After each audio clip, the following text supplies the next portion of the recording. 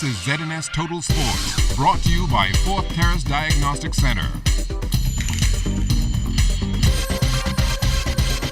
Welcome to sports, everybody. The Royal Bank of Canada's National Swimming Championships closed out yesterday at the Betty Kelly Kenning National Aquatic Centre. Armando Moss competed in the boys 15 and over division, and he spoke about his plans moving forward.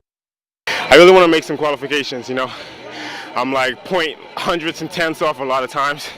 I mean, it's funny because I'm trying to work on one event, then the other event's getting faster, so all are just getting closer and closer, but I'm not actually hitting the times I need to hit. But I just want to hit some more cuts for more meets. That's my biggest goal right now. I'm about 100%. You know, I had surgery a year ago.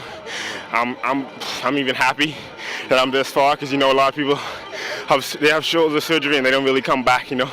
They don't come back to 100%, but I'm past where I was.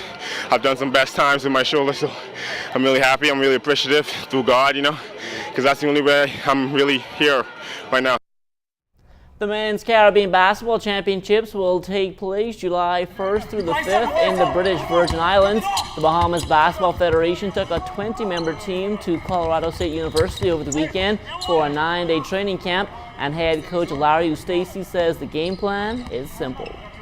You know, the thing I've witnessed about the Bahamas, and I've been there a lot and taken my own teams there, is that they play as hard as any country I've ever seen.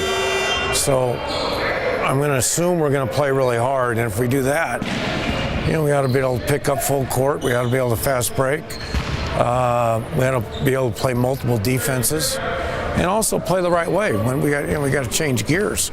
We'll be able to slow down, and once we get in the half court, take a good shot. The Bahamas Powerlifting and Weightlifting Championships are fast approaching. We get a preview tonight from Julian Gibson. Benson Powerlifting President Bob Braun says that the Nationals should be exciting this year because a lot of young people are turning to the sport. The social ills and all of the economic flux that is going on right now in our economy, and we having so much crime and so much things going on. This is the time that these young kids are now focusing on something positive. They're coming to compete. So when we were there, the young kids now are finding that health and conditioning is something important, and they found out that powerlifting and weightlifting is the way forward. So that's why we have such a great turnout that is going to be coming June 28 in Freeport, because in Freeport, where we didn't have the Nationals in so long, Julian, we were out for must be 4 years. These guys are ready and able. Now the Nationals will showcase some of the country's best veterans. Coming back to the forefront is big Bernard Spinks Roll. Spinks Roll was there and he was just going crazy, and it's going to be a challenge between Alpheus Woodside, father and son competing. The son is competing in the Open as well as the Super Heavy, and the father is competing in the Masters. And also, there's a trick, Julian. I'm back. So what can fans expect from Bob Braun? What I normally do is take powerlifting and weightlifting in stages. Right now, my bench is up. I don't know where I may be at. I might be close to 500 or 500-pound bench. My deadlift is up, but my weight went up. I'm going to be in the heavyweight. So I'm getting there slowly but surely, and I'm taking it one step at a time. And we also have a young and innovative young guy coming, Julian, out of New Providence. That is David Dean. That's my son. The last time he was in Freeport, they laughed at him. But this time, David Dean is coming to lift some weight. Sounds like the Powerlifting Nationals should be exciting. Reporting for ZNS Total Sports, I am Julian Gibson. All right, thanks a lot, Julian. Well, the New Province Softball Association was back in action on Saturday night at the Blue Hill Sporting Complex. And don't look now, but after putting a 17-zip pounding on the Aleto Telecom hitters, the Sigma Wildcats seem to have their ace back in Mary Cruz Edgecombe, and she explains how far along she is. Basically, I would say about 90%. And then while I'm here, I like to play while I'm here because I'm out to sea a lot. But I'm going to give it my all this year. I tell the girls I'm coming back full force this year. I'm coming to win. Let's get back in the groove, and that's what the Wildcats going to do this year. We're back. Speaking about not being 100%, only 90%, what's still happening?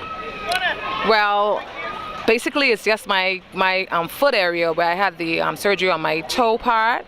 it isn't healed properly. So when I drag my foot, it's giving me problems. So, but I'm working on that. Other than that, I think I'm good to go. The demand for local sports agents is becoming greater as more Bahamians get into professional sports. And stepping into the game now is Jason Beneby, the Vice President of the Exception Agency based in Coral Springs, Florida.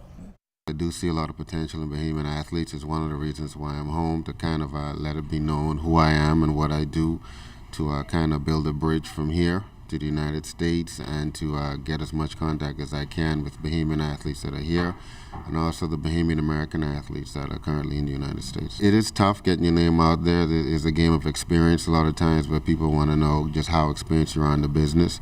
Currently, I have one client I got from the University of Auburn off the national championship team this year, and he's out with the Atlanta Falcons, no segue.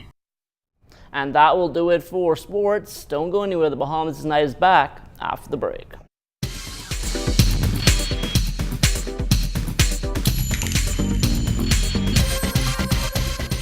This is ZNS Total Sports, brought to you by Fourth Terrace Diagnostic Center.